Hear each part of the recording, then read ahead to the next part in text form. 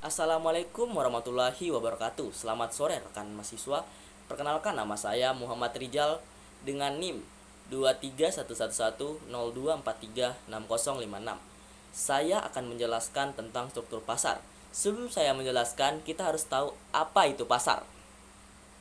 Pasar adalah tempat di mana bertemunya pihak penjual dan pihak pembeli dan saling berinteraksi sehingga tercapainya transaksi. Yang sering kita ketemui adalah terdapat produsen besar yang memproduksi banyak barang menghadapi persaingan dengan produsen skala kecil dan juga sebaliknya. Kondisi ini dimulai dari jumlah dan besarnya skala produksi menjadi inti dari struktur pasar. Pengertian struktur pasar. Dalam buku Aspek Dasar Ekonomi Mikro 2006 oleh Tri Kunawangsi, istilah struktur pasar adalah keadaan pasar yang memberikan petunjuk tentang aspek-aspek yang memiliki pengaruh penting terhadap perilaku usaha dan kinerja pasar. Aspek yang dimaksud seperti jumlah penjual dan pembeli, hambatan keluar masuk pasar, keragaman produk, sistem distribusi, dan penguasaan pangsa pasar. Sederhananya, terdapat pengkategorian dalam pasar untuk memudahkan dalam mempelajari pasar itu sendiri. Agar lebih mudah, beberapa faktor penting dalam struktur pasar, yaitu jumlah atau banyaknya perusahaan dalam pasar, jenis barang yang diperjualbelikan, mudah tidaknya perusahaan masuk ke dalam pasar, kemampuan penjual dan pembeli dalam memengaruhi pasar, informasi serta pengetahuan penjual dan pembeli terhadap pasar yang dihadapi. Bentuk struktur pasar. Sesuai penjelasan di atas, pengkategorian dalam pasar terdapat berbentuk macam-macam, tergantung bagaimana faktor yang mendukungnya. Dalam buku Cash and Fair 2008, bentuk struktur pasar dapat dikelompokkan dalam 4 jenis, yaitu pasar persaingan sempurna, pasar monopoli, pasar persaingan monopolistik, dan pasar oligopoli. Berikut adalah penjelasan beserta jenis-jenis yang lain. Pasar persaingan sempurna. Jenis pasar persaingan sempurna diperuntukkan pada persaingan yang berada di level paling besar. Maksudnya, dikatakan sempurna karena di dalam pasar penjual sama-sama menjual barang sejenis dan tidak ada persaingan harga di dalamnya.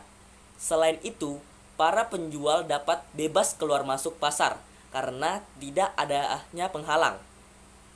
Harga pasar murni ditentukan oleh mekanisme pasar atau tingkat permintaan dan penawaran. Contoh pasar persaingan sempurna adalah perusahaan beras. Pasar monopoli. Berkebalikan dengan persaingan sempurna, pasar monopoli hanya terdapat satu penjual saja untuk jenis barang tertentu. Jadi dapat dipahami bila produsen tersebut akan memperoleh laba melebihi normal karena adanya hambatan masuk ke dalam pasar dan sekaligus sebagai price marker. Bayangkan sebuah perusahaan individu yang memiliki kontrol atas segalanya. Dari kuota hingga harga, itulah kekuatan mereka. Yang masuk dalam pasar monopoli contohnya seperti listrik yang dikelola PT PLN Persero. Pasar monopolistik.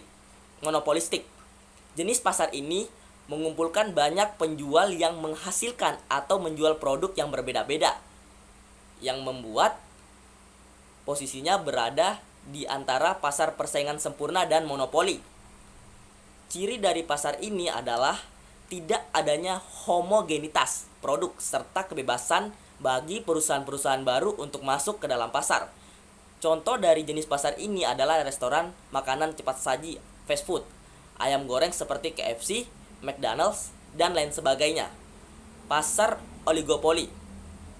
Pasar oligopsoni didominasi oleh sejumlah kecil perusahaan yang saling bersaing. Masing-masing pemain di pasar oligopoli memiliki kekuatan yang cukup besar untuk memengaruhi harga pasar. Biasanya terdapat beberapa perusahaan raksasa yang menguasai perusahaan 70 hingga 80% dari perusahaan produksi. Contoh dari pasar oligopoli adalah industri smartphone. Pasar monopsoni Apabila pasar monopoli memiliki satu penjual saja, maka pasar monopsoni hanya memiliki pembeli tunggal, yaitu pelaku usaha yang secara otomatis menguasai pasar komoditas yang dibeli. Contoh dari pasar ini adalah pasar sayuran pada suatu daerah terpencil.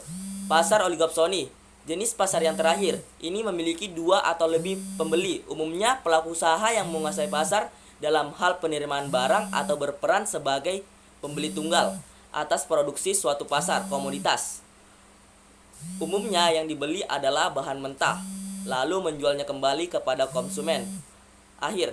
Di sini pembeli memiliki peran yang besar dalam penentuan harga barang di pasar. Contoh dari pasar oligopsoni adalah pasar wortel atau cabai dari petani desa dan dijual ke kota. Itu saja. Mohon lebih dan kurangnya mohon dimaafkan. Assalamualaikum warahmatullahi wabarakatuh.